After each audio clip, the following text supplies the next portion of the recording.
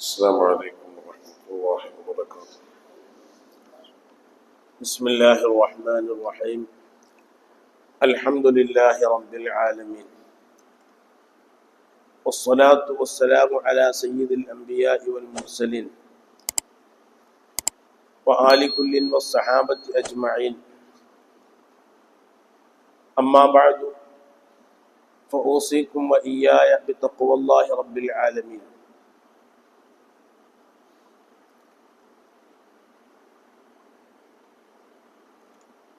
നവൈത്തുൽ ഇഅ്തികാഫ ഫി ഹാദൽ മസ്ജിദി ലില്ലാഹി തആല എന്ന നിയ്യത്തോടുകൂടെ അള്ളാഹുവിൻ്റെ പള്ളിയിലുള്ള ഈ ഒത്തുകൂടൽ അള്ളാഹു നമ്മുടെ പക്കൽ നിന്ന് സ്വാലിഹായ അമലായി സ്വീകരിക്കുമാറാകട്ടെ.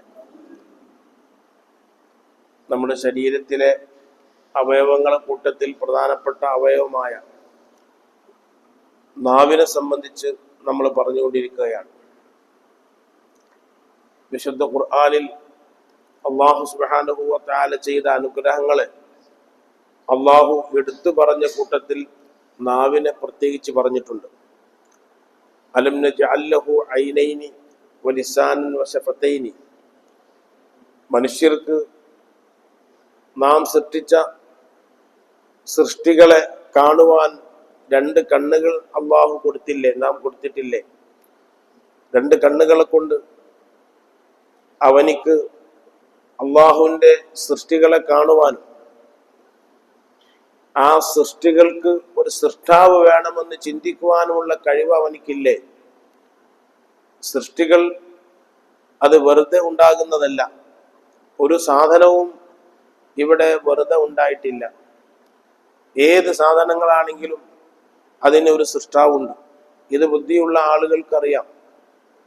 അങ്ങനെയാകുമ്പോൾ ഈ സൃഷ്ടികളെ എല്ലാവരെയും സൃഷ്ടിച്ച ഒരു സൃഷ്ടാവ്, ആ സൃഷ്ടാവിനെ പിന്നെ മറ്റാരും സൃഷ്ടിക്കാൻ പാടില്ല. അങ്ങനെയാണെങ്കിൽ കാര്യകാരണ ബന്ധങ്ങളുടെ ശൃംഖല അനന്തമായി നീണ്ടുപോകും. അത് ബുദ്ധിലോകം സമ്മതിക്കുന്ന ഒരു കാര്യമല്ല. അതുകൊണ്ട് തന്നെ കാരണങ്ങളിൽ നിന്നിട്ട് ഉണ്ടാകുന്നതിന് കാര്യമെന്ന് പറയും. അൽ അസ്ബാബു വൽ മുസബ്ബബാത്ത്, കാര്യങ്ങളും കാരണങ്ങളും. ഇതിൻ്റെ ശൃംഖല പോയി. ഇത് മറ്റൊന്നിൽ നിന്നുണ്ടായി, അത് മറ്റൊന്നിൽ നിന്നുണ്ടായി, അത് മറ്റൊന്നിൽ നിന്നുണ്ടായി. അങ്ങനെ പോയിട്ട് എവിടെയെങ്കിലും ഒരു സ്റ്റോപ്പ് വേണം. സ്റ്റോപ്പില്ലെങ്കിൽ അത് ബുദ്ധി സമ്മതിക്കുന്ന ഒരു കാര്യമല്ല. അനന്തമായി പോവുക എന്നുള്ളത് ബുദ്ധി സമ്മതിക്കുന്നതല്ല. അതുകൊണ്ട് തന്നെ എവിടെയെങ്കിലും ഒരു സ്റ്റോപ്പ് വേണം. ആ സ്റ്റോപ്പ് തന്നെയാണ് ഖാലിഖായ വാജിബുൽ വജൂദായ അല്ലാഹു ജല്ല ജലാലുഹു എന്ന് ബുദ്ധിയുള്ള ആളുകൾക്ക് സമ്മതിക്കുന്നത്. അപ്പോൾ കണ്ണുകൊണ്ട് ഈ സാധനങ്ങളൊക്കെ കണ്ട് അതിനെപ്പറ്റി ചിന്തിച്ച് ഇതിൻ്റെ പിന്നിലൊക്കെ ഒരു രഹസ്യമുണ്ടെന്ന് മനസ്സിലാക്കിയാൽ അവൻ അള്ളാഹുവിലേക്ക് എത്തുകയാണ്. ആ അള്ളാഹു എല്ലാറ്റിനും കഴിവുള്ളവനാകണം. ആ അള്ളാഹുവിനെ മറ്റാരെങ്കിലും ഭരിക്കാൻ പാടില്ല. ഇതൊക്കെ ബുദ്ധി സമ്മതിക്കുന്ന ഒരു കാര്യമാണ്. അതുകൊണ്ട് തന്നെയാണ് സൃഷ്ടാവ് എന്നുള്ളത് അനിവാര്യതയാണ്. അതുണ്ടായേ പറ്റൂ. ആ സൃഷ്ടാവ് ഒന്നിലധികം ഉണ്ടാവാതിരിക്കലും അനിവാര്യതയാണ്. ഇതൊക്കെ ബുദ്ധിലോകം സമ്മതിക്കുന്നതാണ്. അപ്പോൾ ജല്ല ജലാലുവായ അല്ലാഹു സുബ്ഹാനഹു വ തആല പറയുന്നു, രണ്ട് കണ്ണുകൾ അവനക്ക് കൊടുത്തില്ലേ? ആദ്യം പറഞ്ഞത് അങ്ങനെയാണ്. അലം നജ്അൽ ലഹു ഐനൈൻ, രണ്ട് കണ്ണുകൾ അവനക്ക് കൊടുത്തില്ലേ? വിശുദ്ധ ഖുർആനിലും അതേപോലെ തന്നെ മഹാന്മാരുടെ വചനങ്ങളിലൊക്കെയുള്ള പ്രയോഗങ്ങൾക്കൊക്കെ ഒരുപാട് അർത്ഥങ്ങളുണ്ട്, മല പോലത്തെ അർത്ഥങ്ങളുണ്ട്. ബഹുമാനപ്പെട്ട കിടങ്ങയം ഇബ്രാഹിം മുസ്ലിയാർ നവ്വറല്ലാഹു മർഖദഹു നമ്മുടെ കേരളത്തിൽ ജീവിച്ച വലിയ പണ്ഡിതന്മാരുടെ കൂട്ടത്തിൽപ്പെട്ട ഒരാളാണ്. വലിയ പണ്ഡിതനാണ്. മഹാനവറുകൾ ധാരാളം ഗ്രന്ഥങ്ങൾ എഴുതിയിട്ടുണ്ട്. 18 ഭാഷ മഹാനവറുകൾക്ക് അറിയുമായിരുന്നു. അപ്പോൾ ഒറ്റമൂലികളെ സംബന്ധിച്ച് മഖ്സിനുൽ മുഫ്രദാത്ത് എന്ന് പറഞ്ഞിട്ട് ഒരു ഗ്രന്ഥം എഴുതിയിട്ടുണ്ട്. അത് നേരത്തെ കയ്യെഴുത്ത് കൃതിയായിട്ടായിരുന്നു ലഭിച്ചിരുന്നത്. ഇപ്പോൾ അതിൻ്റെ മലയാളം തന്നെ ലഭിക്കുന്നുണ്ട്. കാലിക്കറ്റ് യൂണിവേഴ്സിറ്റി അത് പ്രത്യേകമായി താല്പര്യമെടുത്ത് പ്രസിദ്ധീകരിച്ചിട്ടുണ്ട്. അത് നോക്കിയാൽ അദ്ദേഹത്തിന്റെ കഴിവുകൾ അറിയാൻ സാധിക്കും. നമ്മുടെ രാജ്യത്തിന്റെ അടുത്തുള്ള ഈ കടങ്ങയത്തുകാരനാണ്. അദ്ദേഹം ഒരു അനിവാര്യമായ സാഹചര്യത്തിൽ ബോംബെയിലേക്ക് പോകേണ്ടി വന്നു.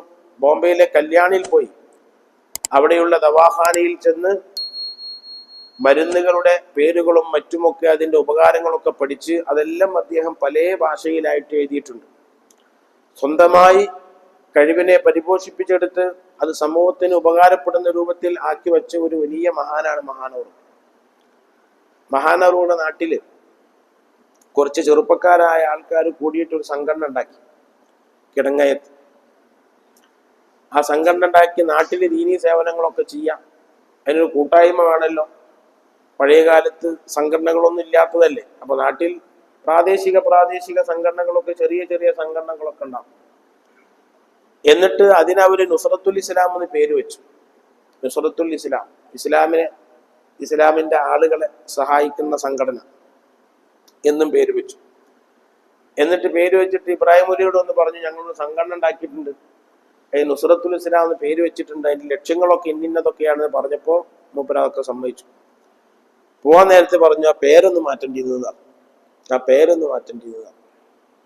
അതെ, നുസ്രത്തുൽ ഇസ്ലാമി എന്നുള്ള നുസ്രത്ത് എന്നുള്ള അറബി പദം സഹായം എന്ന് മാത്രമല്ല അതിന്റെ അർത്ഥം. പിന്നെന്താ? പ്രതിരോധ സഹായം എന്നാണ് നുസ്രത്തുൽ ഇസ്ലാമിന്റെ അർത്ഥം. വലഖദ് നസറക്കുമുല്ലാഹു ബിബദരിൻ എന്നൊക്കെ ഖുർആനിൽ പറഞ്ഞിട്ടുണ്ട്.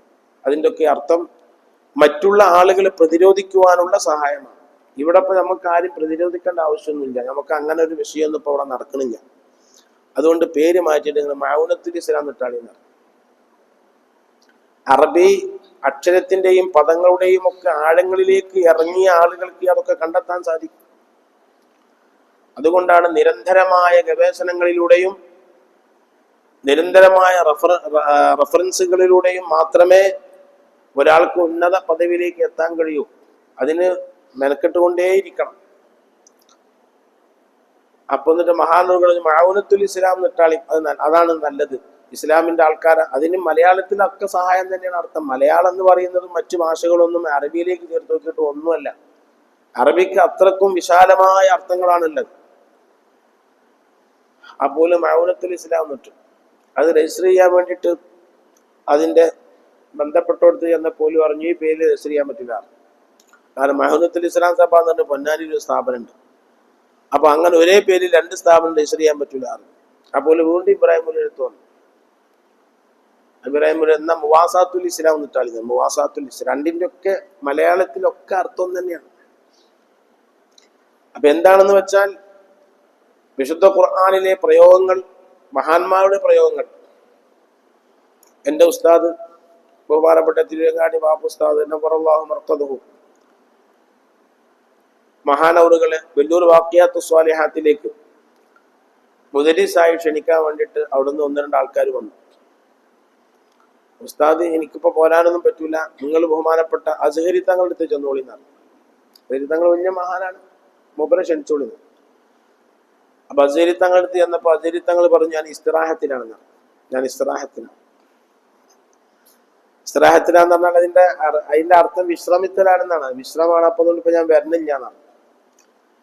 ആ വിവരം അവര് നേരെ ഉസ്താദിനോട് ഉസ്താദിനോടൊന്ന് പറഞ്ഞു. അസ്ഹരി തങ്ങൾ ഇങ്ങനെ പറഞ്ഞു ഇസ്തിറാഹത്തിലാണെന്നാ പറഞ്ഞത്. അപ്പൊ ഉസ്താദ് പറഞ്ഞു ഇസ്തിറാഹത്ത് നീണ്ടുപോയാൽ ബാത്തിലാവുന്ന, ഇസ്തിറാഹത്ത് നീണ്ടുപോയാൽ ബാത്തിലാവുന്ന. അപ്പൊ അത് നിങ്ങൾക്കത് പെട്ടെന്ന് മനസ്സിലായിട്ടുണ്ടാവില്ല. ഇസ്തിറാഹത്തിന്റെ ഇരുത്തം എന്ന് പറഞ്ഞിട്ട് ഇരുത്തണ്ടല്ല നിസ്കാരത്തിന്റെ ഫർദുകളുടെ കൂട്ടത്തിൽ ഏറ്റവും ചെറിയ ഫർദാണ് ഇസ്തിറാഹത്തിന്റെ ഇരുത്തം. അപ്പൊ ഇസ്തിറാഹത്തിന്റെ ഇരുത്തം അത് നീണ്ടുപോകാൻ പാടില്ല. അപ്പോ ആ ഇസ്തിറാഹത്തിന്റെ ആ ഇരുത്തം, 2 സുജൂദിന്റെ ഇടയിലുള്ള ആ ഇസ്തിറാഹത്തിന്റെ ഇരുത്തം അത് വളരെ ചെറിയ രൂപത്തിലാവുള്ളൂ. അത് നീണ്ടുപോയാൽ നിൽക്കാനും പറ്റില്ലാവും. അപ്പൊ ഇസ്തിറാഹത്ത് എന്നുള്ള ഈ ലഫ്ദ്, ഈ പദം അറബിയിൽ ഉപയോഗിക്കുന്ന ചെറിയ വിശ്രമത്തിനാണെന്ന് അതിനർത്ഥം. വലിയ വിശ്രമത്തിനല്ല, ചെറിയ വിശ്രമത്തിനാണ് ഇത് ഉപയോഗിക്കുക. വലിയ വിശ്രമമാകുമ്പോൾ വേറെ വാക്കാണ് വരിക. അപ്പൊ ഉസ്താദിന് അതിന്റെ പ്രയോഗം അറിയാം. അവിടെ തങ്ങൾ ഉപയോഗിച്ച പ്രയോഗം ശരിയായില്ല. ഇസ്തിറാഹത്ത് എന്ന് പറയരുതായിരുന്നു. ഇസ്തിറാഹത്ത് ആവുമ്പോൾ 10 മിനിറ്റ് ഒക്കെ 5 മിനിറ്റ് ഒക്കെ വിശ്രമിച്ചിട്ട് വിശ്രമം എന്ത് ചെയ്യണം, അവസാനിപ്പിക്കണം. അതാ, അല്ലെങ്കിൽ ഇസ്തിറാഹത്ത് ആവൂല, അത് വേറെന്താണ് ആവുക. അപ്പൊ ഇസ്തിറാഹത്ത് നീണ്ടുപോയാൽ ബാത്തിലാകും എന്ന് പറഞ്ഞതിന്റെ അർത്ഥം അതാണ്. അപ്പൊ നിങ്ങളോട് പറയുന്നത്, പരിശുദ്ധമായ ഇസ്ലാമിന്റെ ഭാഷയായിരിക്കുന്ന അറബി, ആ അറബി എത്ര ബഹുമാനപ്പെട്ട താജുൽ മുഹഖിഖീൻ കോട്ടൂർ ഉസ്താദ് എപ്പോഴും പറയും, അറബി ഭാഷ ഒരു ബഹ്റാൻ, ഒരു കടലാണ്. അത് വല്ലാത്ത ആഴമുള്ളതാണ്. അതിന്റെ ആഴങ്ങളിലേക്ക് ഇറങ്ങുമ്പോഴേ അതിനെപ്പറ്റി പറയാൻ സാധിക്കുള്ളൂ. അപ്പൊ വിശുദ്ധ ഖുർആനിൽ അല്ലാഹു സുബ്ഹാനഹു വ തആല വെറുതെ പറയുന്നതല്ല ഇതൊന്നും. അലം നജ്അൽ ലഹു ഐനൈനി, ആദ്യം അതാ പറഞ്ഞത്, 2 കണ്ണും ഓനക്ക് ഞാൻ കൊടുത്തില്ലേ. അങ്ങനെ അന്ന് ചോദിച്ചു, 2 കണ്ണും ഓനക്ക് കൊടുത്തില്ലേ, ഓനതൊക്കെ കാണുന്നില്ലേ? ഇതൊക്കെ വെറുതെ ഉണ്ടായതാണോ? ഇതൊക്കെ വെറുതെ ഉണ്ടായതാണോ? ഒരു മരത്തിന്റെ മുകളിൽ നിന്നിട്ട് അതിന്റെ ഇല പച്ച നിറത്തിലുള്ളത് പിന്നീട് അത് നിറം മാറി മഞ്ഞയോ ചുവപ്പോ ആയി, പിന്നീട് അത് കുറച്ചു കഴിഞ്ഞ് കൊഴിഞ്ഞു വീഴുന്നത് അവൻ കാണുന്നില്ലേ? അപ്പോൾ എല്ലാത്തിനും ഒരു പരിധിയുണ്ട്.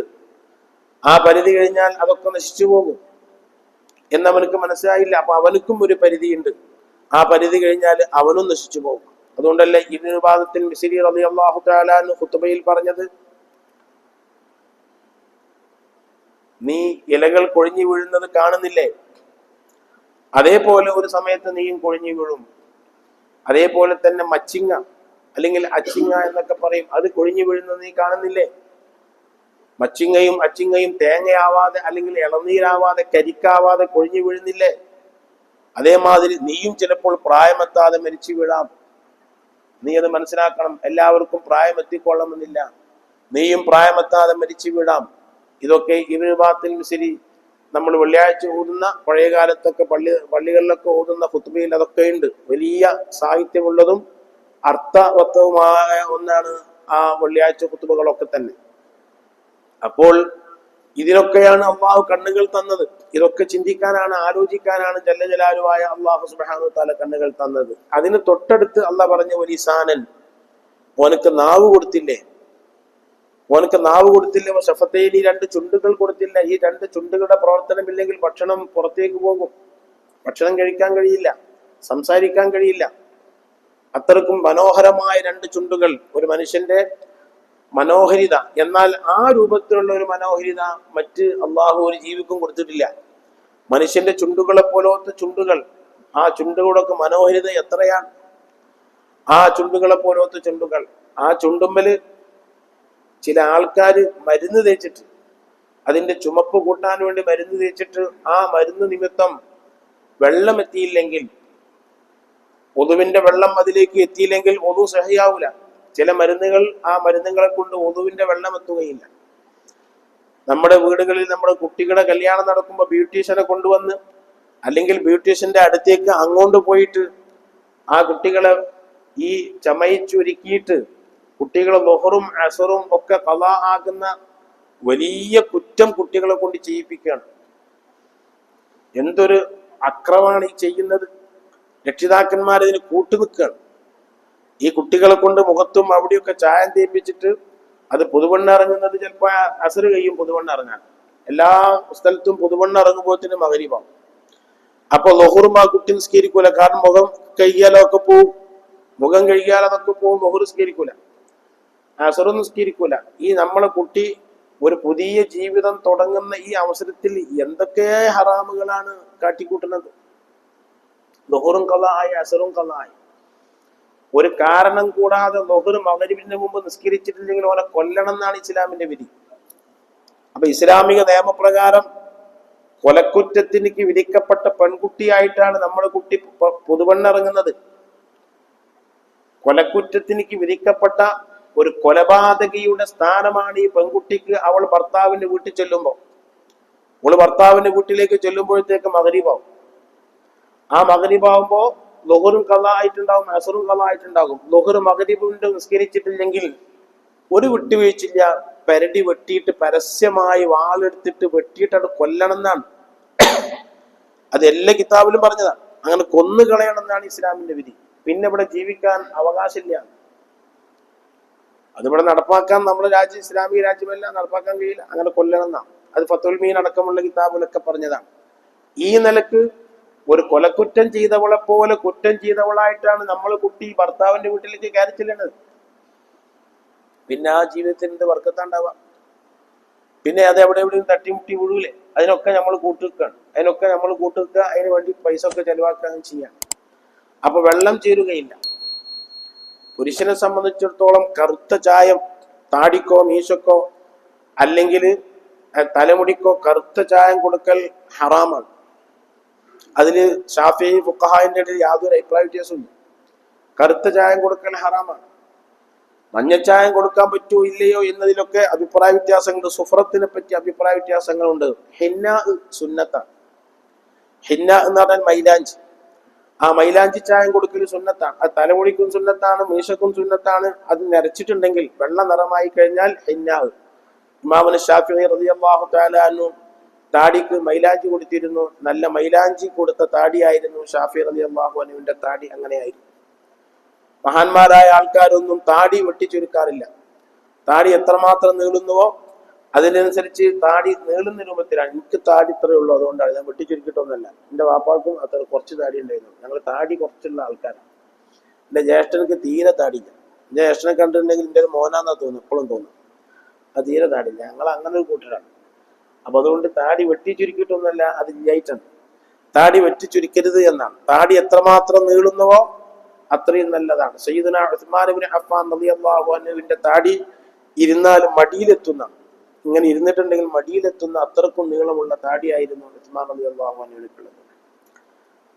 അപ്പോൾ ഇനി അതിന് എന്തെങ്കിലും കളറ് കൊടുത്തിട്ട് ആ കളറ് നിമിത്തം വെള്ളം എത്തുന്നില്ലെങ്കിൽ, ഒതുവിന്റെ വെള്ളം എത്തുന്നില്ലെങ്കിൽ, താടിയിലേക്കോ മീശയിലേക്കോ ഒതുവിന്റെ വെള്ളം എത്തുന്നില്ലെങ്കിൽ അവിടെ നിസ്കാരം ചെയ്യാവൂല. ചില ചായങ്ങളെ കൊണ്ട് അങ്ങനെ കേട്ടിട്ടുണ്ട്. ഈ നഖത്തിനൊക്കെ കൊടുക്കുന്ന ചായങ്ങളെ പറ്റി പറഞ്ഞിട്ടുണ്ട്. ഈ പെൺകുട്ടികൾ നഖത്തിന് കൊടുക്കുന്ന ചായ, ആ ചായ കൊണ്ട് വെള്ളം എത്തൂല. നഖത്തിന്റെ അവിടേക്ക് ഒതുവിന്റെ വെള്ളം എത്തൂല. ജനാപത്ത് കുളിന്റെ വെള്ളം എത്തൂല. ജനാപത്ത് കുളിന്റെ വെള്ളം അവർക്ക് എത്തിയിട്ടില്ലെങ്കിൽ കുളി സഹിയാവൂല. ഒതുവിന്റെ വെള്ളം എത്തിയിട്ടില്ലെങ്കിൽ ഒതു സഹിയാവൂല. താടിക്ക് ചായം കൊടുത്ത് ആ ചായം കാരണമായിട്ട് ഒതുവിന്റെ വെള്ളം താടി രോമങ്ങളിലേക്ക് എത്തുന്നില്ലെങ്കിൽ ഒതു സഹിയല്ല. തന്നെയല്ല, അത് പാടില്ലാത്തൊരു കാര്യമാണ്. യുദ്ധവേളകളിലെ യോദ്ധാക്കൾക്ക് മാത്രമാണ് അത് അനുവദിക്കപ്പെട്ടിട്ടുള്ളത്. യുദ്ധവേളകളിലെ മുജാഹിദീങ്ങളായ യോദ്ധാക്കളായ ആളുകൾക്ക് ശത്രുക്കളെ പേടിപ്പിക്കാൻ വേണ്ടി ആകാമെന്നല്ലാതെ മറ്റൊരു വകുപ്പും ഇസ്ലാമിൽ ചായം കൊടുക്കുന്നതിന്, കറുത്ത ചായം കൊടുക്കുന്നതിന് യാതൊരു വകുപ്പുമില്ല. ഇസ്ലാമിൽ യാതൊരു വകുപ്പുമില്ല. മഹാനായ ഇബ്രാഹിം നബി അലൈഹി സ്വലാത്തു വസ്സലാമിനിക്ക് നിര വന്നപ്പോ ആ നിര അഭിമാനമാണെന്നാണ് പറഞ്ഞത്. നിര നിലനിർത്താനാ പറഞ്ഞത്. ആ നിരയായിട്ട് തന്നെ നിലനിർത്താനാ പറഞ്ഞത്. ഹബീബായ മുഹമ്മദ് റസൂലുള്ളാഹി സ്വല്ലല്ലാഹു അലൈഹി വസല്ലം തങ്ങൾക്കും നിര വന്നിട്ടുണ്ട്. 20ഓളം രോമങ്ങൾ സ്വല്ലല്ലാഹു അലൈഹി വസല്ലം തങ്ങൾക്ക് നരച്ചിട്ടുണ്ട്.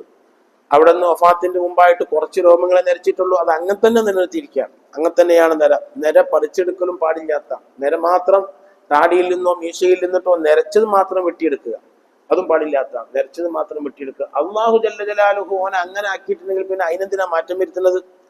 അള്ളാഹ് ഓരോരുത്തരും അങ്ങനെയാണ് ആക്കിയിട്ടുള്ളത്. അതിന് പിന്നെ മാറ്റം വരുത്തേണ്ട ആവശ്യമില്ല. അത് അള്ളാഹിനെ കളിയാക്കലല്ലേ? അപ്പോൾ അലം നജ്അൽ ലഹു ഐനൈനി വലിസാനൻ, അവനക്ക് നാവ് കൊടുത്തില്ലേ, ചുണ്ടു കൊടുത്തില്ലേ എന്ന് ജല്ല ജലാലുവായ അള്ളാഹു സുബ്ഹാനഹു തആല പറയുന്നുണ്ട്. അപ്പൊ അതൊരു വല്ലാത്ത ഒരു അനുഗ്രഹമായിട്ടാണ് അള്ളാഹു നാവിനെ പറഞ്ഞിട്ടുള്ളത്. അതുകൊണ്ടാണ് മഹാനായ ഇമാമുന ശാഫിഈ റളിയല്ലാഹു അൻഹു പറഞ്ഞത്, ഇഹ്ഫദ് ലിസാനക അയ്യുഹൽ ഇൻസാനു, ഹേ മനുഷ്യ നാവ് നീ സൂക്ഷിച്ചോ. ഷാഫി ഇമാമ പറയുന്നത്. ഷാഫി ഇമാമ വല്ലാതെ ഖുർആൻ ഓതിയിരുന്ന ആളാണ്. അതേപോലെ തന്നെ മുആദ് ഇബ്നു ജബൽ റളിയല്ലാഹു അൻഹു പോലത്തെ സഹാബത്തൊക്കെ തന്നെ ഒഴിവ് കിട്ടുമ്പോഴൊക്കെ ഖുർആൻ ഓതലാണ്. ഇവിടെ നമ്മുടെ നാട്ടിലുണ്ടായിരുന്നു മഹാനായ കോലിയാട്ടിങ്ങൾ മേമാജി. ഞാൻ മൂപ്പരെ പോലെ പിന്നെ ഒരാളെ കണ്ടിട്ടില്ല എൻ്റെ ജീവിതത്തിന്റെ ഇടയിൽ. എൻ്റെ ഈ മേലെ പറമ്പിന്റെ ജീവിതത്തിന്റെ ഇടയിൽ ഞാൻ എൻ്റെ നാട്ടിനേക്കാളും കൂടുതൽ ജീവിച്ചത് ഇവിടെയാണ്. മറ്റൊരു സ്ഥലത്തേക്കാളും കൂടുതൽ ജീവിച്ചത് ഇവിടെയാണ്. അത് എനിക്ക് അഭിമാനമുണ്ട്. അതിൽ അഭിമാനത്തോടു കൂടെ തന്നെയാണ് പറയുന്നത്. അള്ളാഹു ഇതൊക്കെ ബർക്കത്തിന്റെ രൂപത്തിലാക്കുമാറാകട്ടെ. അപ്പോ ഞാൻ കണ്ട കൂട്ടത്തിൽ ഏറ്റവും കൂടുതൽ ഖുർആൻ ഈ നാട്ടിൽ ഖുർആൻ ഓതിരുന്ന ആൾ കൊല്ലിയാട്ടുകൾ മേമാജിയാണ്. വെള്ളിയാഴ്ച ഒക്കെ നേരത്തെ ഒരു 10 മണിക്കൊക്കെ വരും മൂപ്പര്. അങ്ങനെ വരുന്ന ഒരു മനുഷ്യനൊപ്പം അവിടെ ഞാൻ ഒരാളുമില്ല. അങ്ങനെ നേരത്തെ വന്ന് നല്ല കൃഷിക്കാരനുമാണ്. മരിക്കുന്നത് വരെ ആഫിയത്തിന്റെ കാലം വരെ മൂപ്പർ അധ്വാനിച്ചിട്ടുണ്ട്. അധ്വാനിക്കുന്നതിന് യാതൊരു അമാന്തവും കാണിക്കില്ല. അധ്വാനിച്ച് മൂപ്പരുണ്ടാക്കിയ കുരുമുളകിന്റെ ഒരു ചാക്ക് കുരുമുളക് മൂപ്പര് വണ്ടിയിൽ കയറ്റിയിട്ട് മർക്കസ് കൊണ്ടുകൊടുത്തു. എ പി സ്ഥാനം കുരുമുളക്. മർക്കസിന്റെ വിഭവ സമാഹരണത്തിന്റെ ഒരു സമയം ഉണ്ടായ സമയത്ത് മൂപ്പരടുത്ത് അതാണുള്ളത്. അന്ന് എനിക്ക് 60,000 ഉറുപ്പിട്ടുണ്ടായിരുന്നു വില. നല്ല വിലയുള്ള സമയത്താണ് ഒരു ചാക്ക് കുരുമുളക് അവിടെ കൊണ്ടുകൊടുത്തു, മർക്കസ് കൊണ്ടുകൊടുത്തു. അങ്ങനെ നല്ലപോലെ അധ്വാനിക്കുന്നു, അതിനനുസരിച്ച് സദഖയും ചെയ്യും. കിട്ടുന്നതിൽ നിന്നൊക്കെ നന്നായിട്ട് സദഖയും ചെയ്യും. അതൊന്നും ആരും അറിയൊന്നുമില്ല. അത് ചെറുതൊന്നുമല്ല കൊടുക്കുക. ഒരാൾക്ക് ആവശ്യമുള്ള രൂപത്തിൽ കൊടുക്കും. ഒരാൾക്ക് എന്തെങ്കിലും ചെറിയത് കൊടുത്ത അയാൾക്ക് എന്താ ചെയ്യുക? അപ്പോ ഒരു മനുഷ്യനിക്ക് ആവശ്യമുള്ള രൂപത്തിൽ, എന്തൊക്കെയാ ആവശ്യമുള്ള രൂപത്തിൽ, തികയുന്ന രൂപത്തിൽ ഒരു കൊടുത്തു എന്നുള്ള ആ കൊടുത്തു എന്ന് പറയാനല്ല കൊടുക്കുക. ഈ കിട്ടുന്ന ആൾക്ക് അതുകൊണ്ട് എന്തെങ്കിലും ഉപകാരം വേണം. അവർക്ക് ഉപകാരമുള്ള രൂപത്തിൽ അങ്ങനെ ചെയ്യുന്ന കുറെ ആൾക്കാരുണ്ട്. കിട്ടുന്ന ആളുകൾക്ക് അതുകൊണ്ട് എന്തെങ്കിലും ഉപകാരം കിട്ടട്ടെ. നമ്മളും കൊടുത്തു എന്നുള്ള പേര് കിട്ടാനല്ല മൂപ്പർ അങ്ങനെയല്ല ചെയ്യല്. ഒക്കെ എനിക്ക് നല്ല അനുഭവമാണ്. അള്ളാഹു മഗ്ഫിറത്തും റഹ്മത്തും നൽകി അനുഗ്രഹിക്കുമാറാകട്ടെ. രാവിലെ എഴുന്നേറ്റ് ഐര്യക്കത്തിയും പിടിച്ചിട്ട് ഇതുകൊണ്ട് പോണേ ഞാൻ കണ്ടിട്ടുണ്ട്. ഐര്യക്കത്തിയും പിടിച്ചിട്ട് മൂപ്പര് എവിടേക്ക് പോകും? തൊടിയിലേക്ക് പോകും. അതിന് മൂപ്പർക്ക് ഒരു പ്രത്യേക വേഷമുണ്ട്. ആ വേഷം ധരിച്ചിട്ട് മൂപ്പര് തൊടിയിലേക്കൊക്കെ പോയിട്ട് നല്ല കൃഷിപ്പണിയൊക്കെ അത് നല്ല ചെയ്യും. നല്ല ഇരുന്നിട്ട് നല്ല മനോഹര ശൈലിയാണ്. എവിടുന്നാണ് മൂപ്പര് പഠിച്ചതാവും. നല്ല ഏത് വല്ലാക്കെ മൂപ്പര് പഠിപ്പിച്ചതെന്ന് അറിയില്ല. നല്ല അക്ഷരശുദ്ധിയും ഒക്കെ ഉണ്ട്. ഒക്കെ ഞാൻ കേൾക്കലുണ്ട്. അക്ഷരശുദ്ധിയും മറ്റൊക്കെ ആ ശുദ്ധിയോട് കൂടെ തന്നെയാണ് ഖുർആൻ ഓതുന്നത്. എങ്ങനെ അത് പഠിച്ചതെന്ന് അല്ലാഹുവേ. എന്നാൽ കൂടുതൽ ഒരു കുറ്റം പറയെ, അങ്ങനെ എന്തെങ്കിലും സംസാരത്തിൽ ഒരാളെ നിസ്സാരപ്പെടുത്തുക, ഒരാളെ കുറ്റം പറയേ, അങ്ങനത്തെ ഒന്നും കേട്ടിട്ടില്ല. അങ്ങനെ സംസാരിക്കുമ്പോഴൊക്കെ ശ്രദ്ധിച്ചാൽ അങ്ങനെ കുറച്ച് ആൾക്കാരൊക്കെ ഇവിടെ ഉണ്ടായിരുന്നു. മരിച്ചവരെ പറ്റിയേ പറയാൻ പറ്റുള്ളൂ. ജീവിച്ചിരിക്കുന്ന ആളെ പറ്റിയിട്ട് പറയാൻ വയ്ക്കൂല. മരിച്ചവരെ പറ്റി പറഞ്ഞപ്പോൾ കുഴപ്പമൊന്നുമില്ലല്ലോ. ജീവിച്ചിരിക്കുന്ന ആൾക്കാരെ പറ്റി പറയുമ്പോൾ അത് ഓനെ പറഞ്ഞു മറ്റോനെ പറഞ്ഞില്ല എന്നുള്ള വിഷയം വരും. അങ്ങനത്തെ സംസാരത്തിന് വളരെ സൂക്ഷിക്കുന്ന ആളായിരുന്നു. അപ്പോ മഹാനായ ഇമാമുൽ ശാഫിഈ റളിയല്ലാഹു അൻഹു പറഞ്ഞു, ഇഹ്ഫദ് ലിസാനക അയ്യുഹൽ ഇൻസാൻ, മനുഷ്യ നിന്റെ നാവിനെ നീ സൂക്ഷിക്കണം. ലാ യൽദഗന്നക ഇന്നഹു സഅബാനു, ആ നാവ് നിന്നെ കടിക്കാതിരിക്കട്ടെ. അതൊരു വലിയ മൂർക്കം പാമ്പാണ് നാവ്. ഷാഫി ഇമാം പോലെ ലാ യൽദഗന്നക, ആ നാവ് നിന്നെ കടിച്ച് ശല്യപ്പെടുത്താതിരിക്കട്ടെ.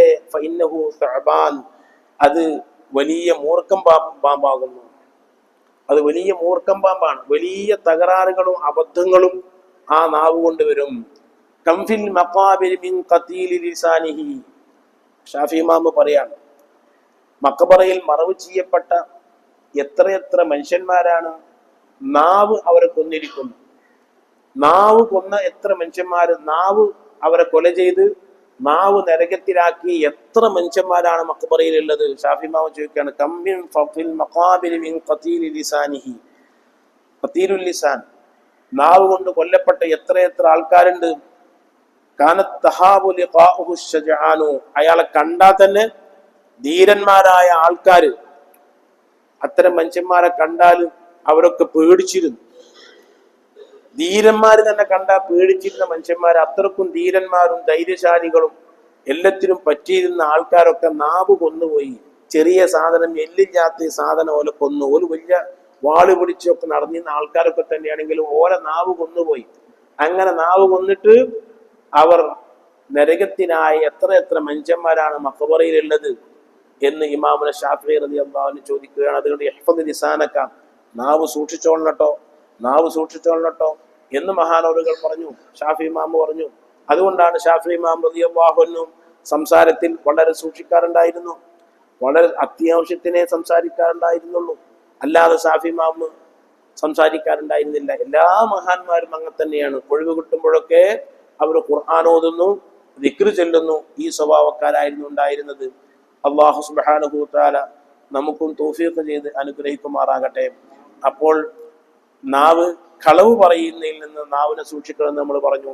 ഗസാലി ഇമാം പറഞ്ഞു, മോനെ ഇവിടെ വായോ, എനിക്ക് മിഠായി തരാം എന്ന് കുട്ടിനെ വിളിച്ചാൽ, ഗസാലി ഇമാം പറയാണ്, അങ്ങനെ കുട്ടിനെ വിളിച്ച് കുട്ടിക്ക് മിഠായി കൊടുക്കാതിരുന്നാൽ അത് കളവാണ്, അത് ചെയ്യരുത്. എനിക്ക് മിഠായി തരാന്ന് പറഞ്ഞിട്ട് കുട്ടിനെ വിളിക്കാം, കുട്ടിക്ക് മിഠായി കൊടുക്കും. കുട്ടിനെ കിട്ടാൻ വേണ്ടി ചെയ്യുന്ന പണിയാണത്. കുട്ടിനെ കിട്ടാൻ വേണ്ടിയിട്ട് എനിക്ക് മോനെ മിഠായി തരാം, അല്ലെ ഓൻ ഇഷ്ടപ്പെട്ട ഐസ്ക്രീം തരാം, ഇവിടെ ഐസ്ക്രീം ഉണ്ടാക്കി തരാം എന്ന് പറഞ്ഞിട്ട് അപ്പൊ കുട്ടി വരും. എന്നിട്ട് 4 കൊടുക്കും കുട്ടിനെ അടിക്കാൻ വേണ്ടിയിട്ടാണ് ഈ ചെയ്യുന്നത്. അങ്ങനെ വിളിക്കരുത്, അത് കളവാണ്. കുട്ടി കളവ് പഠിക്കാൻ തുടങ്ങും. ഇങ്ങനൊക്കെ പറയാന്നപ്പോ ആരും പഠിക്കും? കുട്ടി കുറച്ച് അങ്ങനെ പഠിക്കും. അത് ചെറുപ്പം മുതൽക്ക് തന്നെ കുട്ടിയെ ഈ രൂപത്തിൽ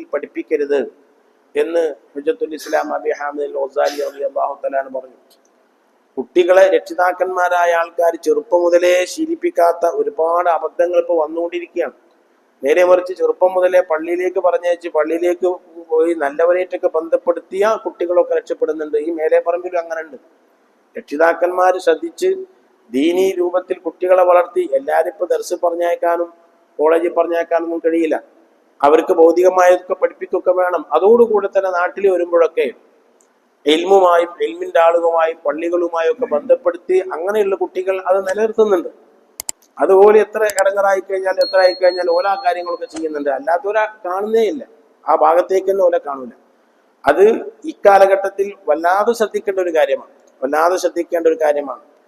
അത് ഞാൻ നിങ്ങളെ ഇടയ്ക്ക് ഓർമ്മപ്പെടുത്തുകയാണ്. അപ്പോൾ മഹാനായ ഗസാലി ഇമാം കുട്ടികളെ ചെറുപ്പത്തിൽ വളർത്തുമ്പോൾ അത് പറഞ്ഞിട്ടുണ്ട്, ഒരു കാരണവശാലും കുട്ടിയെ കളവ് പറയുന്ന രൂപം ഉണ്ടാക്കരുത്, കളവ് പറയുന്ന രൂപം ഉണ്ടാക്കരുത്.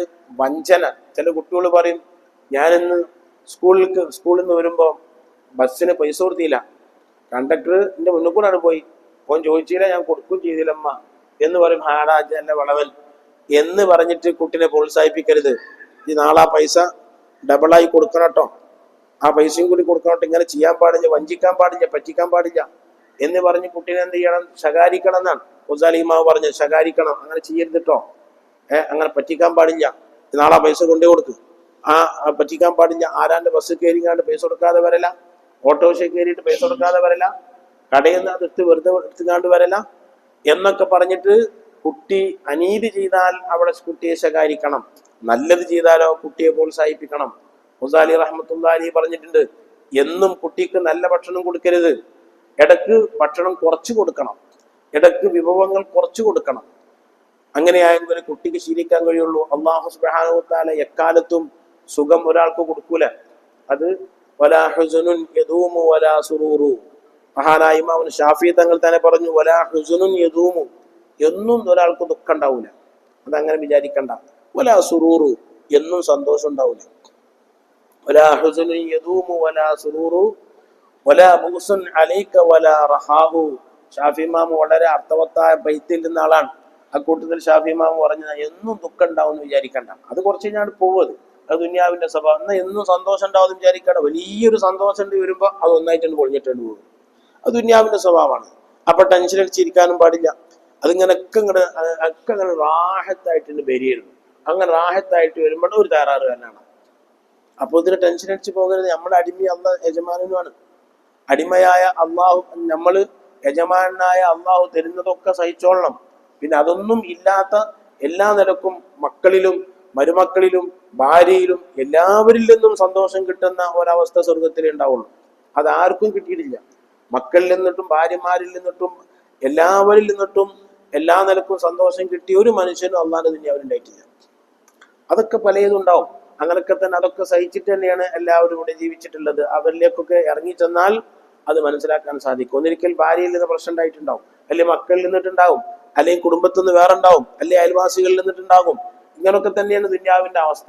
അപ്പൊ അതുകൊണ്ടാണ് ഷാഫി ഇമാം പറഞ്ഞത്, ഒരിക്കലും എന്നും ദുഃഖം ഉണ്ടാവുമെന്ന് വിചാരിക്കണ്ട, സന്തോഷം ഉണ്ടാവുമെന്ന് വിചാരിക്കണ്ട, അതൊക്കെ അങ്ങനെ മാറി മറിഞ്ഞ് വരുന്നതാണ് എന്ന് ഷാഫി റഹ്മത്തുള്ളാഹി അലൈഹി പറഞ്ഞു. അതുകൊണ്ട് ഗസാലി ഇമാം കുട്ടികളെ പരിശീലിപ്പിക്കേണ്ട കാര്യങ്ങൾ ഇങ്ങനെ പറഞ്ഞ കൂട്ടത്തിൽ പറഞ്ഞിട്ടുണ്ട്. എന്നും കുട്ടിക്ക് സുഖം കൊടുക്കരുത്, ഇടക്കിടക്ക് അതിലൊക്കെ കൺട്രോൾ വെക്കണം, ഇടക്കിടക്ക് കൺട്രോൾ വെച്ചുകൊണ്ടിരിക്കണം. നല്ലത് ചെയ്താലൊക്കെ പ്രോത്സാഹിപ്പിക്കണം, ചീത്ത ചെയ്താൽ നല്ല രൂപത്തിൽ തന്നെ കുരുത്തം കെട്ടവനെന്നോ എടാ ഇജ്ജ് നന്നാവൂലെന്നോ അങ്ങനൊന്നും പറയരുത്. കുട്ടികളെ പറയുമ്പോൾ എടാ കുരുത്തം കെട്ടവനെ എന്ന് പറയാം. അതേപോലെ തന്നെ കുട്ടികൾ വടക്കാകുന്ന രൂപത്തിൽ ഇജ്ജ് ഒരു കാലത്തും നന്നാവൂലടാ, ഇജ്ജ് അങ്ങനെ തന്നെയാണ്, അങ്ങനൊന്നും പറയരുത്. കുട്ടികൾ ശകാരിക്കുന്നിടത്തും സൂക്ഷിക്കേണ്ടതാണ് എന്ന് ഗസാലി ഇമാം പറഞ്ഞിട്ടുണ്ട്. ഇജ്ജ് ഒരിക്കലും നന്നാവൂല എന്ന് ഉമ്മ പറഞ്ഞാൽ അല്ലെങ്കിൽ വാപ്പ പറഞ്ഞാൽ പിന്നെ നന്നാവൂല. നന്നാവാതിരുന്നാൽ നമ്മൾ തന്നെ ഇടങ്ങറാവുക, കുട്ടി നന്നാവാതിരുന്നാൽ. അപ്പൊ ദേഷ്യം പിടിക്കുന്ന അവസരത്തിൽ അത്തരം പ്രയോഗങ്ങൾ പ്രയോഗിക്കരുത് എന്ന് ഷാഫി ഇമാം ഗസാലി ഇമാം പറഞ്ഞിട്ടുണ്ട്. അപ്പോ ഇവിടെ വായോ എനിക്ക് ഇന്നത് തരാന്ന് പറഞ്ഞാൽ കൊടുക്കണം, അല്ലെങ്കിൽ അത് പറയരുത്, അത് കളവായി പോകും എന്ന് ഗസാലി റഹ്മത്തുള്ളാഹി അലൈഹി പറഞ്ഞു. ഒരാൾ വീട്ടിലേക്ക് കയറി ചെല്ലണം, കളവിന്റെ ഒരുപാട് രൂപങ്ങൾ പറയാണ്. ഒരാൾ വീട്ടിലേക്ക് കയറി ചെല്ലുമ്പോൾ ആ വീട്ടുകാർ ചോറ് കഴിക്കണം. ഇവൻ ചോറ് കഴിച്ചിട്ടില്ല, ഇവനക്ക് വിശക്കണുണ്ട്, ഇവരും ചോറ് കഴിക്കാന്ന് പറയുമ്പോൾ വേണ്ട എനിക്ക് ചോറ് വേണ്ട, എനിക്ക് ചോറ് ആവശ്യമില്ല എന്ന് പറയരുത്. ആവശ്യമില്ല എന്ന് പറയരുത്, വേണ്ടാന്ന് വേണമെങ്കിൽ പറയാം. ആവശ്യമുണ്ടോ ഓനക്ക് വിശക്കുണ്ട്, ഓൻ ഉച്ചക്കാണ് ചെന്നിരിക്കുന്നത് എങ്കിൽ എനിക്ക് ചോറ് ആവശ്യമില്ല എന്ന് പറയരുത്, നിങ്ങൾ കഴിച്ചോളി എന്ന് പറയാം. അല്ലെങ്കിൽ മനോഹരമായിട്ട് അവിടെ പോയി ഇരുന്ന് കൊടുക്കുക. ഏറ്റവും നല്ല അതാണ്, അവിടെ പോയി ഇരുന്ന് കൊടുക്കുക. അങ്ങനെ ഇരുന്നിട്ട് കുറച്ചൊക്കെ കഴിക്കുക. നോൽക്കും സന്തോഷമായി, നോല സൽക്കാരവും കഴിഞ്ഞ്. അല്ലെങ്കിൽ ഇപ്പം ചോറൊക്കെ ആയിരുന്നാൽ പിന്നെ ഇപ്പം ചോറൊക്കെ വെച്ചതിന് ശേഷം പിന്നെ ചായ വേറെണ്ടായി കൊടുക്കണം. അപ്പൊ അത് ഇടങ്ങറല്ലേ. അപ്പൊ ആ കൂട്ടത്തിൽ അങ്ങോട്ട് കൂടിക്കഴിഞ്ഞാൽ അവർക്കും സന്തോഷമായി. എവിടെയും നമ്മൾ ശ്രദ്ധിക്കേണ്ടത് ആ ആളുകളെ സന്തോഷിപ്പിക്കലാണ്, നമുക്ക് വേണ്ടിയിട്ടല്ല. ഇപ്പോഴൊക്കെ നമ്മളാരെങ്കിലും സൽക്കാരത്തിന് വിളിച്ചാലോ പരിപാടിക്ക് വിളിച്ചാലോ നല്ലൊരു ശതമാനം ആൾക്കാർ ആ പിന്നെ നമ്മളെ സൽക്കരിക്കുന്ന ആളുകളെ സന്തോഷിപ്പിക്കാനാണ് പോണത്. ആൾക്കാർക്കൊന്നും ഇപ്പൊ ഭക്ഷണത്തിന് ആവശ്യമുള്ള ഒരു കാലമില്ലല്ലോ. അപ്പൊ ഒരു മുഗ്നായ മനുഷ്യനെ സന്തോഷിപ്പിക്കൽ വലിയ കൂലിട്ടുന്ന കാര്യമാണ്. അവന് സന്തോഷമുള്ള വാക്ക് പറയാം, സന്തോഷമുള്ള നോട്ടം, സന്തോഷമുള്ള പെരുമാറ്റം, ഇതൊക്കെ വലിയ കൂലി കിട്ടുന്ന കാര്യമാണ്. അപ്പൊ ഒരാൾ വിളിച്ചാൽ ചെല്ലുക, എന്നിട്ട് വേണ്ട മാതിരി അതിന് കഴിക്കുക എന്നുള്ളത് നമുക്ക് ആവശ്യമുള്ളത് കഴിക്കണം, ബാക്കിയൊക്കെ അദ്ദേഹത്തെ സന്തോഷിപ്പിക്കാൻ വേണ്ടി ചെയ്യുക. അതുകൊണ്ടാണ് മഹാനായ ഗസാലി ഇമാം പറഞ്ഞത്, ഭക്ഷണം ആവശ്യമുണ്ടായിട്ട് ഭക്ഷണം ആവശ്യമില്ലെന്ന് പറയൽ കളവാണ്. അത് കളവല്ലാത്ത രൂപത്തിൽ പരപ്പങ്ങൾ കഴിച്ചോളി, ഞാൻ കഴിച്ചോളാം എന്നൊക്കെ പറയാൻ നിർബന്ധിച്ചാൽ നമ്മൾ സൽക്കാരത്തിൽ പങ്കെടുക്കുകയും ചെയ്യാം. അതിനൊന്നും വിരോധമുള്ള ഒരു കാര്യമില്ല. മുഅ്മിനീങ്ങളായ ആൾക്കാരൊക്കെ എപ്പോഴും അങ്ങോട്ടും ഇങ്ങോട്ടും പരസ്പര സ്നേഹത്തോടുകൂടെ ഭക്ഷണത്തിന്റെ വിഷയത്തിലും പെരുമാറണമെന്ന് സല്ലല്ലാഹു അലൈഹി വസല്ലം തങ്ങളെ ധാരാളം ഹദീസുകൾ നമുക്ക് കാണാൻ സാധിക്കും. ഇങ്ങനെയുള്ള കളവുകൾ, എന്നാൽ കളവ് പറയൽ നിർബന്ധമായ സ്ഥലങ്ങളുണ്ട്, കളവ് പറയൽ അനുവദനീയമായ സ്ഥലങ്ങളുണ്ട്, കളവ് പറയൽ സുന്നത്തായ സ്ഥലങ്ങളുണ്ട്. കളവ് പറയൽ നിർബന്ധമായ ഒരു സ്ഥലമാണ്. ഒരു മുസ്ലിമായ മനുഷ്യൻ നമ്മളെ വീട്ടിൽ ശത്രുവിൽ നിന്നിട്ട് രക്ഷ നേടാൻ വേണ്ടി ഒളിഞ്ഞിരിക്കുന്നുണ്ട്. അങ്ങനെ ഒളിഞ്ഞിരിക്കുന്ന അവസരത്തിൽ ശത്രു വന്നിട്ട് ചോദിച്ചു, ഓൻ ഇവിടെ ഉണ്ടോ? ഓൻ ഇവിടെ ഇല്ലാന്ന് അറിയാം. അത് ഇല്ലാന്ന് പറയുന്ന നിർബന്ധമാണ്. അവിടെ കളവ് പറയൽ നിർബന്ധമാണ്, ഓൻ ഇല്ലാന്ന് പറയുന്ന നിർബന്ധമാണ്. ഭാര്യന്റെ പിണക്കം മാറ്റാൻ അവളോട് കളവ് പറയൽ അനുവദനീയമാണ്. ഭാര്യന്റെ പിണക്കം മാറ്റാൻ, അവളെ പിണക്കം മാറ്റാൻ ചിലപ്പോൾ അവളോട് കളവ് പറയേണ്ടി വരും. പിണക്കം മാറ്റിയില്ലെങ്കിൽ കുടുംബത്തിൽ പ്രശ്നങ്ങൾ വരും. അങ്ങനെ പ്രശ്നങ്ങൾ ഉണ്ടാകും എന്ന് കണ്ടാൽ ഭാര്യയുടെ പിണക്കം മാറ്റാനും അവളെ സന്തോഷിപ്പിക്കാനും കളവ് പറയൽ അത് അനുവദനീയമായ കാര്യമാണ് എന്ന് മഹാന്മാരായ ഫുഖഹാക്കൾ പറഞ്ഞിട്ടുണ്ട്. അങ്ങനെയുള്ള ഘട്ടങ്ങളുണ്ട്, അത് നമ്മൾ മനസ്സിലാക്കേണ്ടതാണ്. ചുരുക്കത്തിൽ നാവിനെ സൂക്ഷിക്കേണ്ട ഏറ്റവും വലിയ ദോഷങ്ങളിൽപ്പെട്ട ഒന്നാണ് കളവ്. മഹാനായ ഹബീബായ മുഹമ്മദ് റസൂലുള്ളാഹി സ്വല്ലല്ലാഹു അലൈഹി വസല്ലം തങ്ങൾ പറഞ്ഞു, മാ കദബ്തു ഖത്തു, ഞാൻ തീരെ കളവ് പറഞ്ഞിട്ടില്ല. എന്തൊരു വാക്കാണത്! അള്ളാഹു നമുക്കും നമ്മുടെ മക്കൾക്കും തൗഫീഖ് ചെയ്ത് അനുഗ്രഹിക്കുമാറാകട്ടെ. അള്ളാഹുവിന്റെ റസൂൽ പറഞ്ഞ തീരെ കളവ് പറഞ്ഞിട്ടില്ല. അത് ചെറുപ്പം മുതലേ അങ്ങനെ തന്നെയാണ്, ഞാൻ തീരെ കളവ് പറഞ്ഞിട്ടില്ല. വലാ ശരിബ്തു ഖംറൻ ഖത്തു, ഞാൻ ലഹരി ഉപയോഗിച്ചിട്ടേ ഇല്ല. അങ്ങനെ പറഞ്ഞത് എന്തുകൊണ്ടാന്ന് വെച്ചാൽ ലഹരി വ്യാപകമായൊരു കാലാണത്. ആ ലഹരി വ്യാപകമായ കാലത്ത് മുത്തനബി സല്ലല്ലാഹു അലൈഹി വസല്ലം തങ്ങളെ അള്ളാഹ് കാക്കുകയാണ്. മാപ്പല്ല, വല്യപ്പല്ല, മൂത്താപ്പയാണ് നോക്കണത്. ആ കാലഘട്ടത്തിൽ ജ്യേഷ്ഠനില്ല, അനുജനില്ല. സല്ലല്ലാഹു അലൈഹി വസല്ലം തങ്ങൾ അങ്ങനെയാ വളർന്നത്. അപ്പൊ റസൂലുള്ളാഹിക്ക് അള്ളാഹ് ഒരു ഹിഫ്ദ് കൊടുക്കുകയാണ്, അഭിമാനത്തോടുകൂടെ പറഞ്ഞിട്ടുണ്ട്, ഞാൻ ലഹരി ഉപയോഗിച്ചിട്ടില്ല, ഞാൻ കളവ് പറഞ്ഞിട്ടില്ല എന്ന് മുത്തനബി സല്ലല്ലാഹു അലൈഹി വസല്ലം തങ്ങൾ അഭിമാനത്തോടുകൂടെ പറഞ്ഞിട്ടുണ്ട്. തന്നെയല്ല, ഞാൻ ഇവരുടെ പാട്ടുകളിലും അതേപോലെ തന്നെ ഗാനമേളകളിലൊന്നും ഞാൻ പങ്കെടുത്തിട്ടില്ല. അന്നും ഗാനമേള ഉണ്ട്, അന്നത്തേതായ രൂപത്തിലുള്ള ഗാനമേളകൾ അന്നുണ്ട്. കല്യാണത്തിനൊക്കെ രാത്രി മുഴുവനും കൊട്ടും പാട്ടുമാണ് അന്ന്. അള്ളാന്റെ റസൂലിന്റെ കാലഘട്ടത്തിൽ അവിടെയുള്ള ആളുകളുടെ, അത് കുറേശികളാവട്ടെ സാധുക്കളാവട്ടെ ആരായിരുന്നാലും ശരി, രാത്രിയാണ് കല്യാണം. രാത്രി കല്യാണം ഉണ്ടാവും, നല്ല കൊട്ടും പാട്ടും ഒക്കെ അവിടെ അന്നുണ്ടാവും. കല്യാണത്തിന്റെ സ്വഭാവമാണ്. അള്ളാന്റെ റസൂല് ആടിനെ മേയിച്ച് നടക്കുന്ന സമയത്ത് ഒരു കല്യാണം ഉണ്ട്. അപ്പൊ കല്യാണത്തിന് ക്ഷണിച്ചവരും പോകും, ക്ഷണിക്കാത്തവരൊക്കെ പോകും. അതൊക്കെ അന്നത്തെ സ്വഭാവത്തിൽപ്പെട്ട കുറച്ച് ആൾക്കാരല്ലേ ഉണ്ടാവുള്ളൂ. ഒരു പ്രദേശത്ത് കുറച്ച് ആൾക്കാരേ ഉണ്ടാവുള്ളൂ. അപ്പൊ ക്ഷണിച്ചവരും ക്ഷണിക്കാത്തവരും ഒക്കെ കല്യാണത്തിന് പോകും. അള്ളാന്റെ റസൂൽ കല്യാണത്തിന് പോയി, പ്രവാചകനായിട്ടില്ല. കല്യാണത്തിന് വേണ്ടി പോയി ഈ ആടിനെ തന്റെ സുഹൃത്തിനെ ഏൽപ്പിച്ച് വെച്ച്, നോക്ക്, ഞാനൊന്ന് അവിടെ പോയി ചോറ് കഴിച്ച് വരട്ടെ, ഭക്ഷണം കഴിച്ച് വരട്ടെ. അതൊക്കെ അന്നത്തെ സ്വഭാവം. പോയി ചെന്ന് നോക്കുമ്പോ അവിടെ നല്ല പാട്ടും കൂത്താട്ടുമാണ്. അള്ളാന്റെ റസൂല് പറയാണ്, ഞാൻ അവിടെ ചെല്ലലും ഉറങ്ങലും. ഞാനിതൊക്കെ കഴിഞ്ഞ് സൂര്യൻ ഉദിച്ചതിന് ശേഷമാണ് എഴുന്നേറ്റത്. അന്ന് സുബഹിയൊന്നുമില്ലല്ലോ, സൂര്യൻ ഉദിച്ചതിന് ശേഷമാണ് ഞാൻ എഴുന്നേറ്റത്. ഞാൻ അതിലൊന്നും പങ്കെടുത്തില്ല. അള്ളാഹു എന്നെ ഉറക്കിക്കളഞ്ഞു. അവിടുത്തെ പാട്ടിലും കൂത്താട്ടത്തിലൊന്നും ഞാൻ പങ്കെടുത്തിട്ടില്ല. ഞാൻ അതിൽ നിന്ന് അള്ളാഹു എന്നെ സംരക്ഷിച്ചു കളഞ്ഞു. അങ്ങനെ 2 വട്ടം ഉണ്ടായിക്കണം. 2 വട്ടം അങ്ങനെ ഉണ്ടായി. കല്യാണത്തിന് ചെന്ന് അവിടെ കൂത്താട്ടങ്ങളും പാട്ടുകളൊക്കെ ഉണ്ടായപ്പോൾ മുത്തുനബി ഉറങ്ങിപ്പോയി. ഒക്കെ കഴിഞ്ഞിട്ടാണ് പിന്നെ ഉണർന്നത്. അള്ളാഹു സംരക്ഷിക്കുകയാണ്. അങ്ങനെ ചെറുപ്പം മുതലേ ഹബീബായ റസൂലുള്ളാഹി സ്വല്ലല്ലാഹു അലൈഹി വസല്ലം തങ്ങളെ ജല്ല ജലാലുവായ അല്ലാഹു സുബ്ഹാനഹു വ തആല സംരക്ഷിച്ചിട്ടുണ്ട്. നമ്മുടെ കുട്ടികൾക്ക് വിദ്യാഭ്യാസം കൊടുക്കണം, അവർ നല്ലവരാണെന്ന് ആഗ്രഹിക്കണം.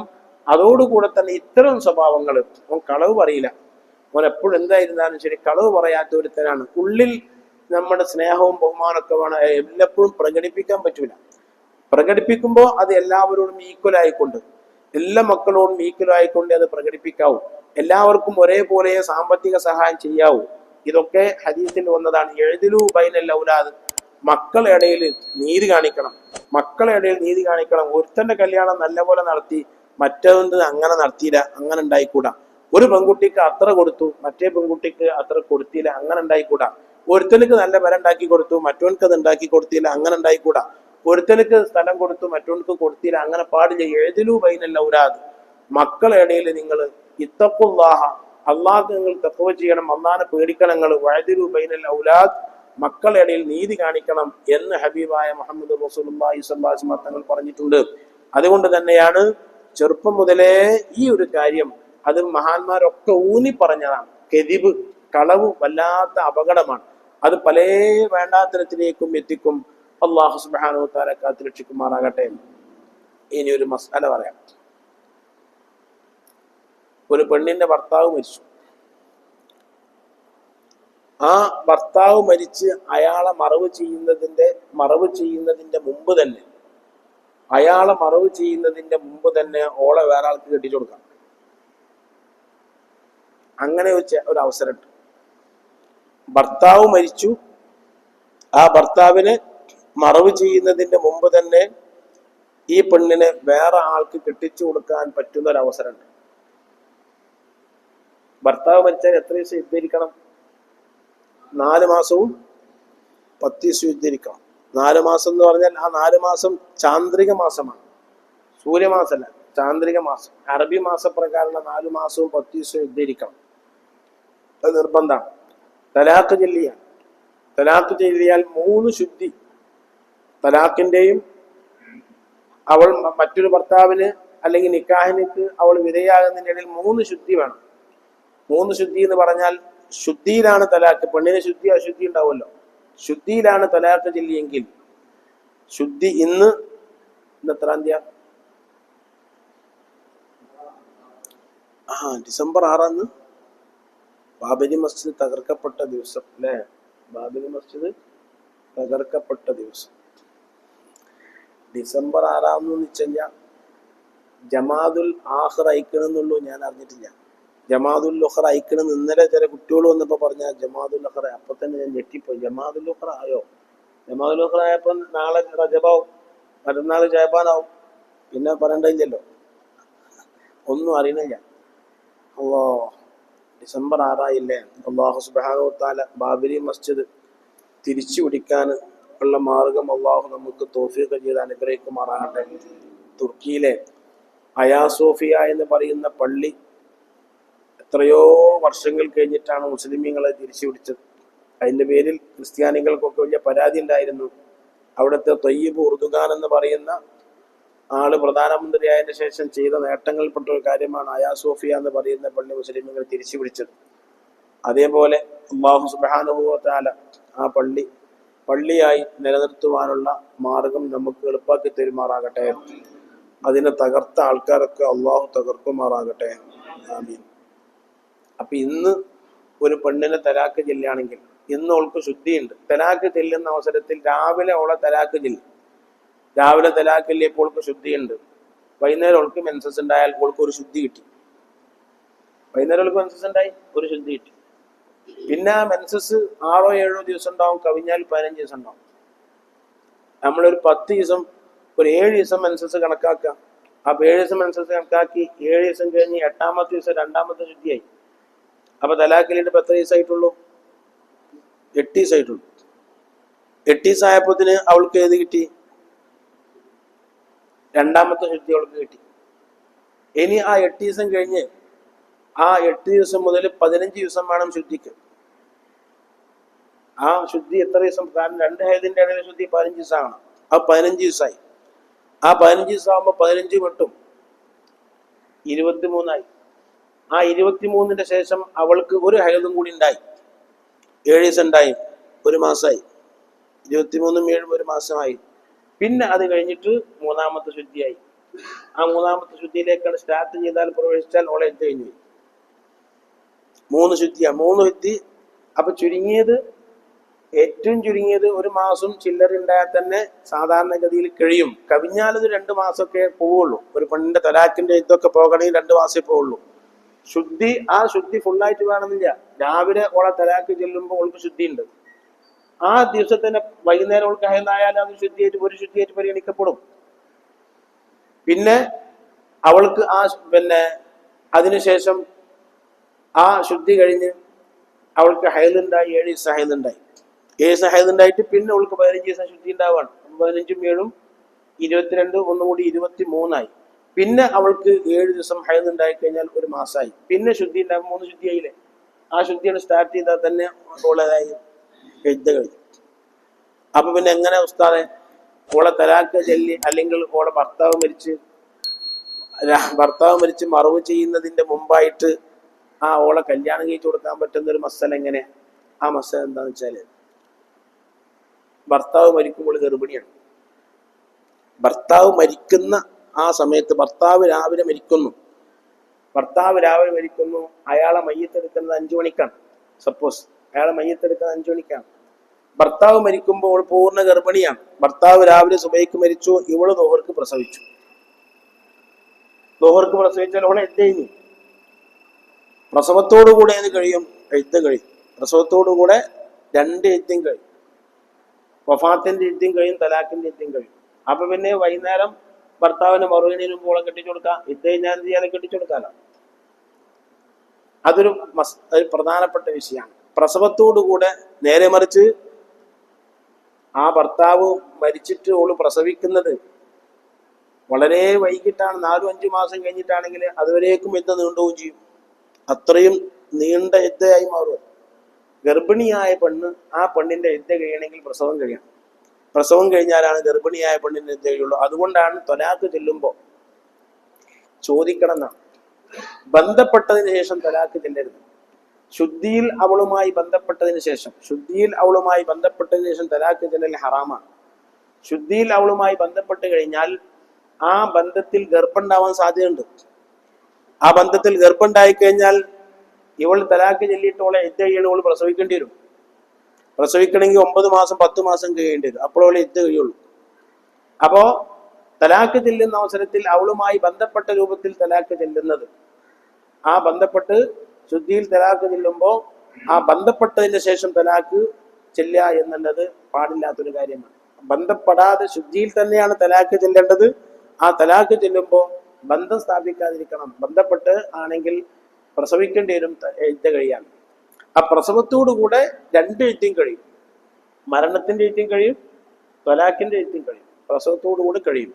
അതുകൊണ്ടാണ് മഹാന്മാരെ ഫുഖഹാക്കൾ ലഗസായിട്ട് പറയാറുള്ളത്, ഒരു പെണ്ണിന്റെ ഭർത്താവ് മരിച്ചു, ആ ഭർത്താവിനെ മറവ് ചെയ്യുന്നതിന് മുമ്പ് തന്നെ അവളെ കല്യാണം കഴിച്ചു കൊടുക്കാനുള്ള ചാൻസ് ഉണ്ട്. ഇസ്ലാമിൽ ചാൻസ് ഉണ്ട്. അത് എപ്പോഴും അങ്ങനെ ആയി കിട്ടിക്കോളുന്നില്ല. ആ ചാൻസ് ഇതാണ്. രാവിലെ അയാൾ മരിച്ചു, ഉച്ചക്ക് സപ്പോസ് അവൾ പ്രസവിച്ചു, 5 മണിക്കാണ് മറവ് ചെയ്യണമെങ്കിൽ അയാളെ മറുപടിയിൽ മുമ്പ് തന്നെ ഇവിടെ വരെ കെട്ടിച്ചു കൊടുക്കാം. ഇതാണ് നമ്മളൊക്കെ കഥ. ഒരു കവി പറയുന്നുണ്ട്, എടോ എന്താണ് എൻ്റെ അവസ്ഥ, എന്താണെന്ന് എൻ്റെ അവസ്ഥ? നീ വളരെ സ്നേഹിച്ച് വളർത്തിയിരുന്ന നിന്റെ ഭാര്യ, ആ ഭാര്യ നീ മരണപ്പെട്ടതോടുകൂടെ മറ്റൊരുത്തന്റെ ഭാര്യ ആവാനുള്ള ചാൻസ് ഇല്ലേ? മറ്റൊരുത്തന്റെ ഭാര്യ ആകുന്നതിന് അവൾ ആർക്ക് തടയാൻ സാധിക്കും? ഇനി ഇവൻ തന്നെ പറഞ്ഞു ഈ വേറെ ഭർത്താവിന് സ്വീകരിക്കരുത് പറഞ്ഞാലും അത് വെറും വാക്കാണ്. ഓൾക്കത് സ്വീകരിക്കണമെന്നില്ല. ഓള് വേറെ ഭർത്താവിന് സ്വീകരിക്കാൻ പാടില്ല എന്ന് ആർക്ക് പറയാൻ സാധിക്കും? കാരണം അവളെ കല്യാണം കഴിച്ച് ഒരു ഭർത്താവ് സ്വീകരിച്ചതോടുകൂടെ തന്നെ പിന്നെ അവളെ അധികാരം അവൾക്കായി.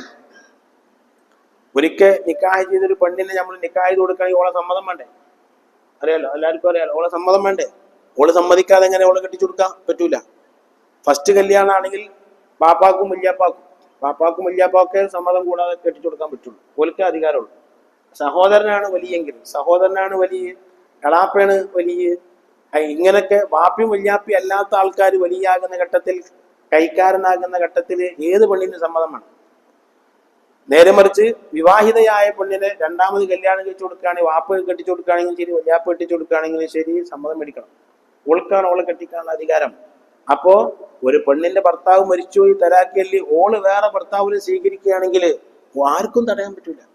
അതുകൊണ്ടാണ് മഹാന്മാർ ചോദിച്ചു, ഇതല്ലേ നിന്റെ അവസ്ഥ? നിന്റെ ഭാര്യ മറ്റൊരുത്തന്റെ ഭാര്യയാവുന്നു, നിന്റെ സമ്പത്ത് മറ്റൊരുത്തൻ ഉപയോഗിക്കുന്നു, നിന്റെ സമ്പത്തിന്റെ അവകാശികൾ മാറിപ്പോയി. ചിലപ്പോൾ ആ അവകാശികളെ എനിക്ക് ഇഷ്ടമില്ലാത്ത ആൾക്കാരായിരിക്കാം, അങ്ങനെയും വരാം. ഇഷ്ടമില്ലാത്ത ആൾക്കാർ വരും, മക്കളൊന്നുമില്ല, അതുപോലെ തന്നെ പേരക്കുട്ടികളൊന്നുമില്ലെങ്കിൽ ചിലപ്പോൾ ജ്യേഷ്ഠാനുജന്മാരിലേക്കും അവരുടെ മക്കളിലേക്കും എളാപ്പാരിലേക്കും അവരുടെ മക്കളിലേക്കും ഒക്കെ സ്വത്ത് പോകും. ഇതല്ലേ നിന്റെ അവസ്ഥ? അതുകൊണ്ട് നിനക്കെപ്പോഴും കൂട്ടുള്ളത് നീ ചെയ്ത അമലുകളാണെന്ന് എനിക്ക് ബോധ്യം വേണം. നിനക്കെപ്പോഴും കൂട്ട അമലുകളാണ്, നീ ആറ്റു നോക്കിയതൊക്കെ തന്നെ വേറെ ആൾക്കാർക്കായി മാറും എന്ന് ചില മഹാന്മാർ പറഞ്ഞിട്ടുണ്ട്. അള്ളാഹു ജല്ല ജലാലുഹു ആഫിയത്ത്, സിഹത്ത്, സലാമത്ത് നമുക്ക് നൽകി അനുഗ്രഹിക്കുമാറാകട്ടെ. ഇന്ന് നമുക്ക് ചായയും പലഹാരം നൽകുന്ന സഹോദരൻ അള്ളാഹു സുബ്ഹാനഹു വ തആല അദ്ദേഹത്തിന്റെ വക്കൽ നിന്ന് സ്വീകരിക്കുമാറാകട്ടെ. മരിച്ചുപോയ ഉപ്പക്ക് അള്ളാഹു മഗ്ഫിറത്തും റഹ്മത്തും നൽകി അനുഗ്രഹിക്കുമാറാകട്ടെ. കുടുംബത്തിൽ നിന്ന് മരണപ്പെട്ടവർക്കൊക്കെ അള്ളാഹു മഗ്ഫിറത്തും റഹ്മത്തും നൽകി അനുഗ്രഹിക്കുമാറാകട്ടെ. മക്കളൊക്കെ അള്ളാഹു സാലിഹ്യങ്ങളാക്കി കൊടുക്കുമാറാകട്ടെ. എല്ലാ ഏർപ്പാടുകളിലും അള്ളാഹു ഖൈറും ബർക്കത്തും നൽകി അനുഗ്രഹിക്കുമാറാകട്ടെ. ربنا تقبل منا إنك أنت السميع العليم وتب علينا إنك أنت التواب الرحيم آمين برحمتك يا أرحم الراحمين. صلى الله على محمد صلى الله عليه وسلم. صلى الله على محمد صلى الله عليه وسلم. اللهم صل على محمد يا رب صل عليه. السلام عليكم ورحمة الله.